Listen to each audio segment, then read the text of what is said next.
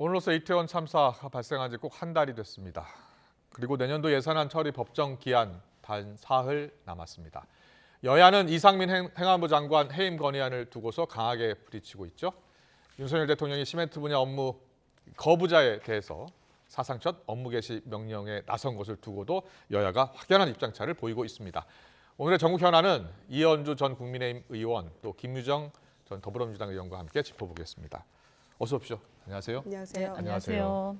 화물연대 파업 엿새째잖아요. 여러 곳에서 지금 어려움을 겪는 분들이 많은데 화물연대 노조원들 상당수도 또 어려움을 겪고 있는 상황입니다. 그런데 지금 윤석열 대통령이 업무 개시 명령을 내렸잖아요. 윤석열 대통령의 이번 조치에 대해서 어떤 평가를 하는지 두 분께 여쭤보겠습니다. 네, 그 노사 법치주의를 확립하겠다 하는 것은 저는 뭐 바람직하다고 생각을 합니다. 네. 다만 이 사법적 해결은 근본적 해결은 될 수가 없어요. 예. 이 화물연대 파업은 이 물류 생태계의 어떤 후진성, 그러니까 개별 사업자들이 지입차주들로 해가지고 그 거대 화주와 협상을 해야 되는 이 비대칭성이 존재를 하거든요. 예. 그러다 보니까 운임을 정해달라라고 얘기를 하는 거고, 그것은 그 나름대로 일리는 있었죠. 하지만 예. 사실 우리가 자유시장 경제에서 가격을 계속 정할 수는 없는 거 아닙니까? 네네. 그러니까 이게 시장 자체가 굉장히 후진적으로 형성이 됐는데 그것을 방치하고 고착화됐다가 지금까지 온 거예요. 예. 그래서 제가 볼 때는 이 문제는 근본적인 이제 경제 그 물류 현장을 이해하는 입장에서 네. 근본적 해결을 하지 않으면 이번에 진압을 해도 계속 반복된다. 알겠습니다. 어쩔 수 없는 조치이긴 하지만 근본적으로 해결돼야 할 문제가 산적해 있다는 말씀을 해주셨고요. 김유정 의원께서는 어떻게 보셨어요?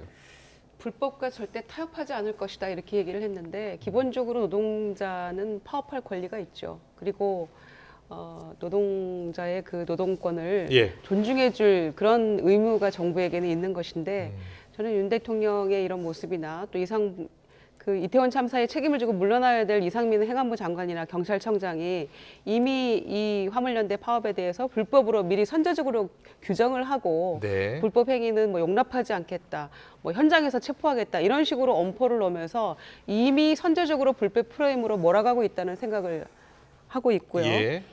경산의 위원장을 김문수 위원장으로 임명하는 것을 보면서 정말 이 노동에 대한 노동권 존중에 대한 철학이 없는 정부구나 이런 생각들 많이들 하셨을 거라고 저는 봅니다. 예. 그래서 지난 6월 달에 그 안전운임제 부분하고 그다음에 이제 품목을 확대하는 부분하고 해서 지속적으로 이 부분을 논의해가고 합의한다 이런 식으로 얘기가 됐던 건데 네. 저는 그동안 정부가 몇 달 동안 무엇을 하고 있다가 이제 와서 무조건 이분들을 불법으로 몰아가고 마치 타도해야 될 대상이라도 되는 것처럼 이렇게 하는 것인가. 이분들이 노동자들인데 우리 국민 대다수는 노동자들입니다. 이분들이 서민이죠. 그런데 이런 부분에 대해서는 전혀 마치 일반 국민과 이 노동자들, 화물연대 노동자들은 서로 분리되어야 될 존재들인 것처럼 예. 이렇게 하는 것, 그리고 애초부터 불법으로 몰아가는 것, 이건 정부의 책임과 의무의 방기라고 생각합니다. 일단 집단 운송 거부 파업 파장이 이제 좋은 평가 들어봤는데 시멘트 업계 같은 경우에는 앞으로 일주일 지나면 또 시멘트 생산할 수 없나 보더라고요. 그리고 또 자동차 출하 차질을 빚고 있고 정유업계 같은 경우에는 이제 재고가 50% 이하로 떨어진 곳이 나오기 시작했고 어떻게든 좀 해결이 돼야 될 텐데 이 사상 첫 업무 개시 명령 이게 2004년 도입은 됐지만 한 번도 해보지 못했던 조치입니다. 정부가 이 같은 조치를 지금 취해야 될 상황 그렇게 급한 상황이라고 보십니까? 저는 그 아까 이제 말씀하셨잖아요. 네. 6개월 동안 뭐 했느냐. 사실 그 부분은 사실 저도 좀 지적을 해야 될 것 같아요. 네.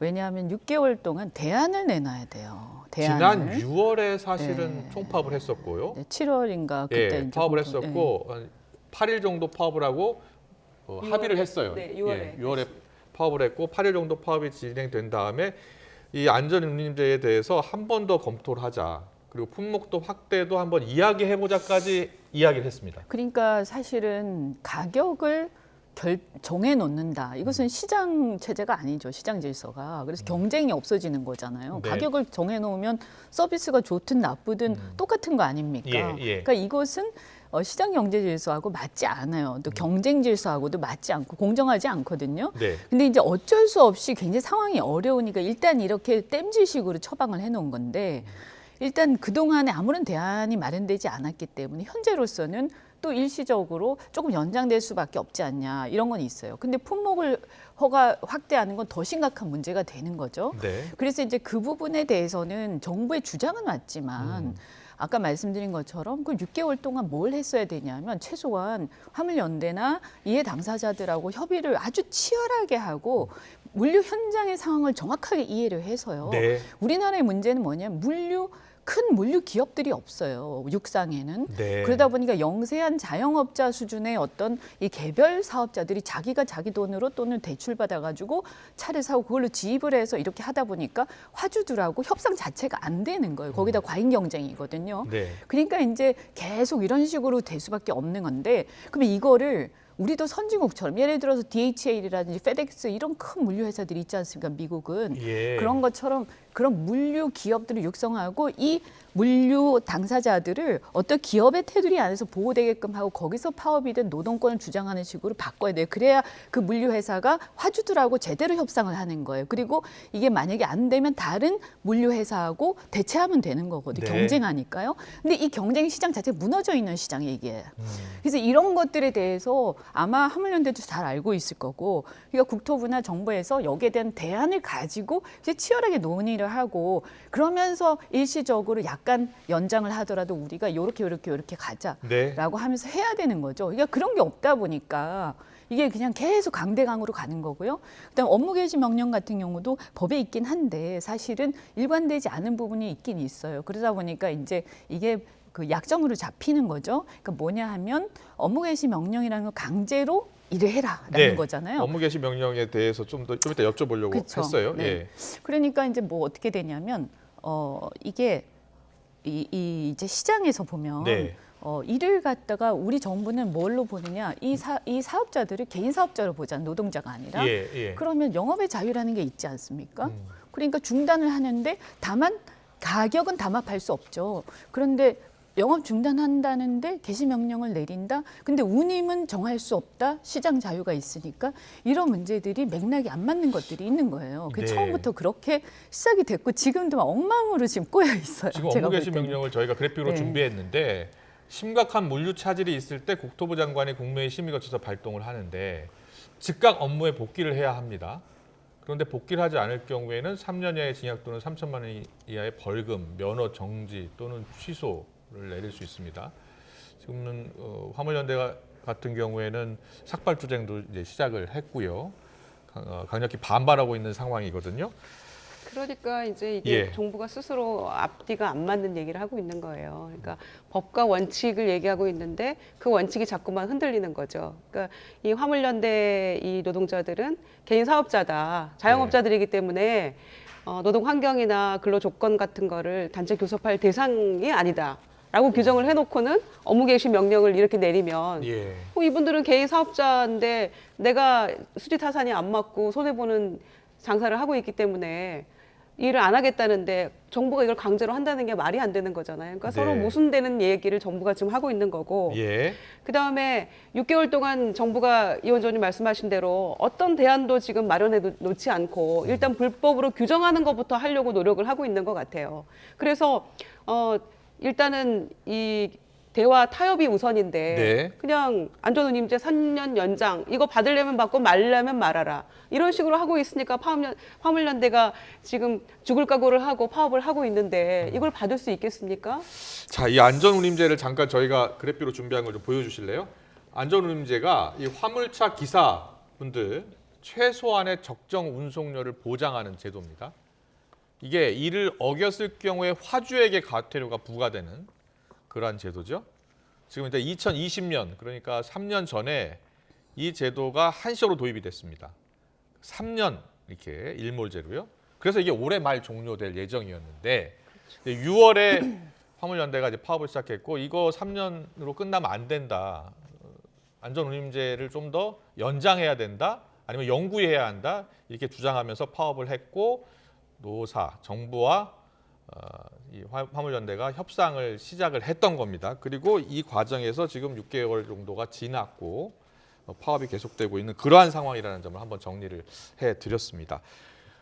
여기서요 여야가 오늘 여야 원내대표가 이번 이 업무 개시 명령에 대해서 서로 엇갈린 이제 반응을 내놨는데요. 어떤 반응을 내놨는지 듣고서 이야기 더 나눠보겠습니다.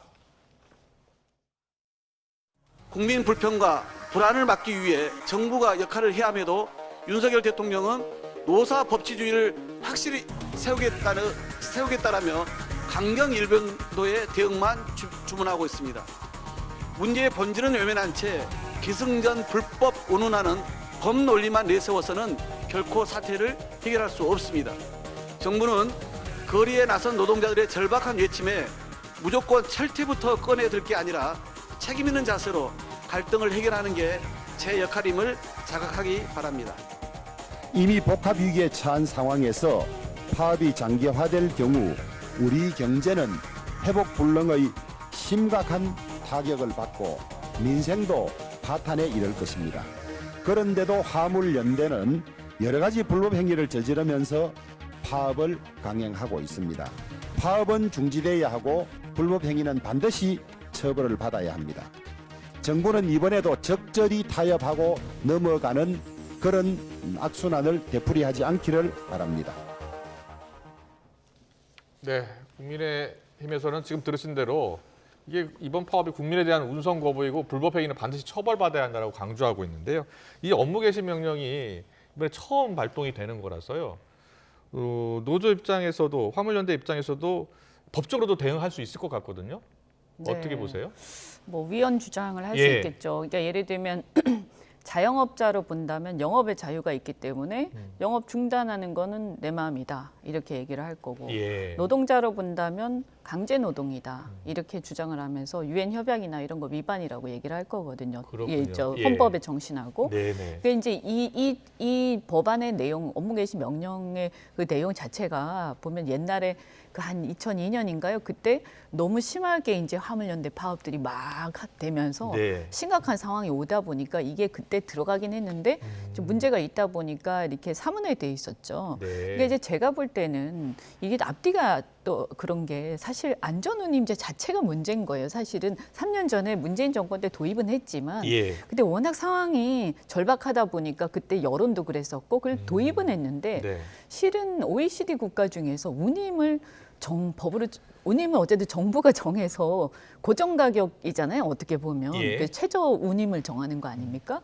그럼 물류 시장 자체가 이게 경쟁이 없어지는 거거든요. 그래서 이건 어차피 오래 갈 수가 없죠. 계속 갈 수는 없는 거예요. 그러니까 만약에 계속 간다고 그러면 우리나라 물류 시장은 이제 완전히 정부가 관리하는 일종의 그 무슨 계획 경제 비슷한 상황이 되는 건데요.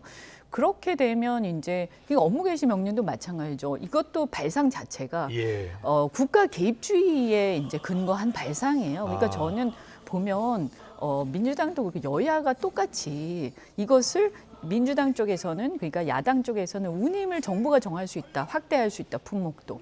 또 여당 쪽에서는 그럼 막 운행을 안 하면 운행을 강제할 수 있다. 사실은 물류 시장을 어떻게 자유시장 경제 질서에서 제대로 정착시키고 경쟁을 활성화시키면서 물류 기업들을 키우고 그래서 이 노동자들, 그러니까 이 개인 사업자들을 굉장히 어렵거든요. 네. 그러니까 화물차에 가격이 떨어지고 뭐 망하면 자기가 다 오롯이 짊어져야 되잖아요.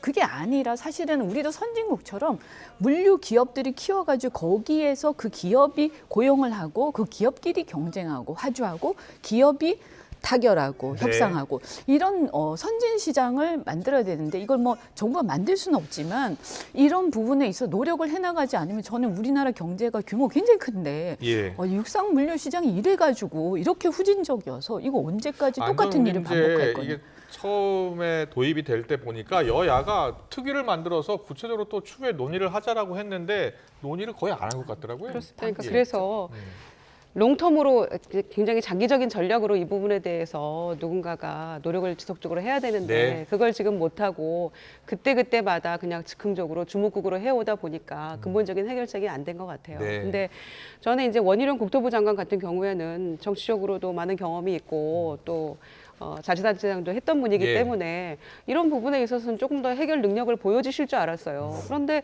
국토부가 정말 하는 일이 별로 없는 것 같아서 그 부분에 대해서 조금 많이 실망스럽다 이런 생각이 들고요. 네. 근데 정부가 이런 그 운임 이 부분을 온전히 다 개입해서 해결할 수는 없겠지만 네. 기본적으로 국가 경제에 이렇게 지대한 영향을 미치기 때문에 업무 개시 명령까지를 대통령이 결정할 정도의 상황이라면 이분들의 그만큼의 안정과 최소한의 보장은 해줘야 되는 거잖아요. 예. 그런데 16시간, 17시간 과로하고 과적하고 이러면서도 손에 쥐는 거 별로 없고 이런 상황에서 우리 물류는 경제의 혈관이기 때문에 멈추면 안 된다라고 이렇게 정부는 강요하고 있고 이런 상황이면 이분들은 정말 딜레마에 빠지게 되는 거 아니겠습니까? 네. 그래서 저는 타협안을 그동안에 하나도 만들지 못하고 그냥 정부안을 던져놓고 이거를 받든지 말든지 하라는 건 너무나 무책임하고 또 그것 때문에 수용할 수 없기 때문에 화합이 장기화되는 이 상황을 놓고 불법이니 운운하면서 하는 이런 정부에 너무 정말 제대로 하는 게 없다라는 생각이 들어서 네. 지금 오늘 국무회에서 결정이 났으면은 국토위원회에 보고하게 되어 있잖아요. 국회에. 그러니까 빨리 보고를 해서 여야 간에 이 부분에 대해서는 좀 장기적인 플랜을 가지고 해야 되는데 일단 이 파업을 막고 좀 물류 대란을 막기 위해서는 적절한 타협점을 찾아야지 정부가 일방적으로 그걸 수용하라고 던지면 받을 수 있겠습니까? 그래서 접점을 찾아야 된다는 거죠. 알겠습니다. 접점을 찾아야 합니다. 접점을 찾지 못하면 계속 충돌하고요. 그리고 이 물류 대란이 더 계속될 수밖에 없는 상황이니까요. 자, 적절하게 어떻게든지 타협을 하고 협상을 이어갔으면 좋겠습니다. 계속해서 다음 이슈를 넘어갈게요. 오늘 이태원 참사가 발생한 지 꼭 한 달이 됐습니다. 여야가 지난주까지만 하더라도 국정조사에 이제 합의를 하지 않았습니까? 그런데 지금 그 합의된 지 며칠 됐다고 또 충돌하고 있는데 그 가운데 하나가 지금 이상민 행안부 장관 해임 건의안 발의 또 탄핵 소추안 지금 추진 이 두 가지 이슈가 지금 불거졌습니다. 해임 건의안은 일단 민주당은 내일 발의하기로 한 거죠. 네, 예. 그렇습니다. 해임 건의안은 뭐 처리가 될 것 같고요. 네, 그거는 처리하는 데는 큰 문제는 없을 거는 같은데 이제 정의당의 오늘 또 결정도 조금 지켜봐야 될 것 같고요. 아, 해임간 처리를 같이 동참을 해줄지 이 여부는 좀 봐야 될 거는 같습니다만은 일단은 재적 과반수면은 뭐 가결할 수 있으니까요. 네. 예, 그 부분은 문제는 없을 것 같습니다. 이 탄핵 소추안이 궁금해요. 탄핵 소추안 역대로 국무위원회에 대해서 장관에 대해서 탄핵 소추안 발의한 적이 있었나요? 제 과거에. 기억에 장관에 대해서 기억은 잘 나지 않습니다. 그런데 이제 중요한 거는 예. 이게 약간의 이제 부담이 있는 거죠. 민주당의 예. 딜레마가 있는 거죠.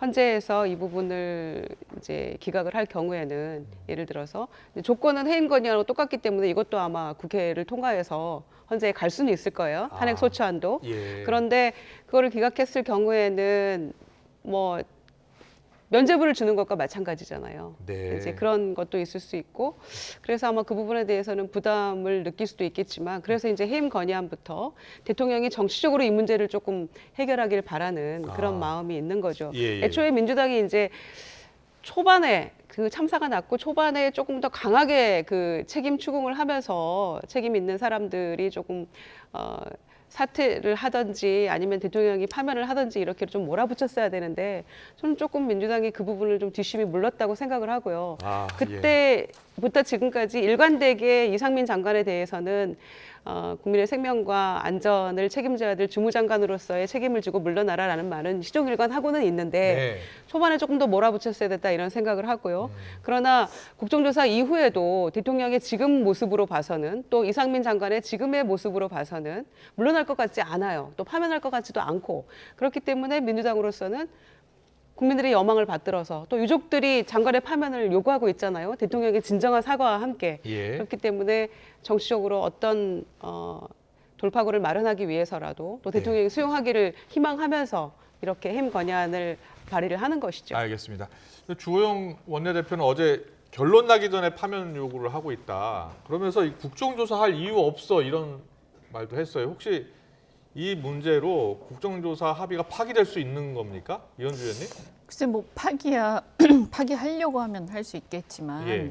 국정조사를 바라는 국민들의 의견이 다수인 걸로 그러니까요. 알고 있고요. 예. 그다음에 어쨌든 형사 이 수사를 하는 거하고 국회 국민들의 대표기관인 국회에서 여러 가지 사회 구조적 문제부터 비롯해서 어떤 정치적 책임과 여러 가지를 묻고 또 국민들로부터 제보까지 받아서 하는 거하고 조금 상황이 다르거든요. 예. 그래서 국정조사를 거부하기는 좀 힘들 거예요. 다만 이제 해임 건의안에 대해서 민주당은 통과시킬 것 같고요. 탄핵소추안 같은 경우에는 법률 위반이라든가 조금 요건이 다르기 때문에 예. 어떻게 될지 모르겠습니다. 저희가 그래픽 근데 좀 준비했는데 보여주실래요? 해임 건의안과 탄핵소추안. 예. 네, 그래서 해임 건의안을 통과시켜서 오면 이제 사실은 이상민 장관 같은 경우는 아마 여론조사나 여러 곳에서 다수의 국민들이 책임지고 사퇴해야 된다 이런 여론은 높았던 걸로 알고 네, 있습니다. 네. 그래서 그 부분을 아마 정치적 부담이 이제 대통령한테 가게 되는 거죠. 그동안에 네. 이제 막연하게 이렇게 흘러가고 있다가 근데 다만 이제 제가 볼 때는 그 해임 건의를 받더라도 해임 건의를 받는 즉시 해임을 시켜야 하는가 그건 아니라고 봐요. 다만 거기에 대해서 이제 입장을 분명히 해야 되는 거죠. 이렇게 수습하고 언제쯤 어떻게 거치를 결정하겠다라든가 예, 예. 저는 그렇게 해서 해결할 수도 있을 거라고 봅니다. 과거 보면 안타까운 세월호 참사 때 이주영 해수부 장관 그렇게 같은 했었죠. 경우에는 이틀 만에 바로 사의를 표하지 않았었나요? 그렇죠. 네, 그리고 네, 나서 네. 수습한 이후에 그때 본인이 그리고 나서 실제로 물러났죠. 이후에 스스로 물러난 거고요. 네. 네, 예. 네, 네, 네. 그래서 이게 이제 우리가 민주주의 사회에서 권력은 3권으로 분립이 돼 있고 네. 지금 행정 권력은 이제 국민의힘에 있지만 입법 권력은 여전히 민주당에 있지 않습니까? 예, 예. 그렇다는 얘기는 국가의 어떤 여러 가지 큰 사안을 결정을 할 때 서로 합의를 해야 되는 거죠.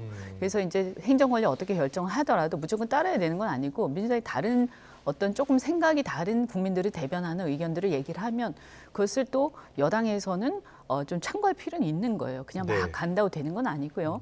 그래서 제가 볼 때는 타협안은 이제 국정조사 좀 끝나고 좀 수습한 이후에 거치 결정하겠다든지 이런 식의 어떤 입장 발표는 불가피하지 않겠나. 그냥 무조건 거부해버리면 상당히 그것도 또 어쨌든 국민들은 책임이 있다고 생각하는데. 그렇군요. 네. 그러니까 알겠습니다. 이 국민의힘이 대통령실에 마치 돌격대 내지는 장관 보호조 같은 그런 느낌을 줘서는 안 된다고 생각합니다. 대통령이 장관 하나도 못 지키냐, 보호 못 하느냐, 뭐 이런 전화를 누가 받았다는 등 그런 보도가 있었잖아요. 예, 예. 그런데 국민의힘은 좀 스스로 부끄러워할 줄 알아야 된다고 생각합니다.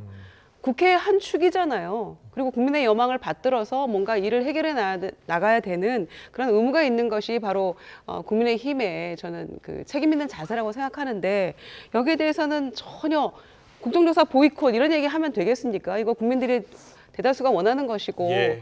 제대로 정치적 도의적 책임을 누군가는 져야 되는 거 아니냐. 저는 어제 가나전 그 축구 보면서 TV에 비치는 젊은 청년들의 모습, 그다음에 또 광화문의 광장에서 응원하는 청년들의 모습 보면서 이런 참사가 없었더라면 우리와 함께 응원했을 그 젊은이들을 생각하니까 정말 이러고도 어떻게 집권당이 책임지는 사람이 하나 없느냐. 그리고 장관 하나 책임지는 사람 없느냐. 나중에 물러나겠다는 말조차 안 하느냐. 이런 거 보면서 국민들이 분노하지 않을 수 제가 있겠습니까? 이번에 이걸 보면서 네.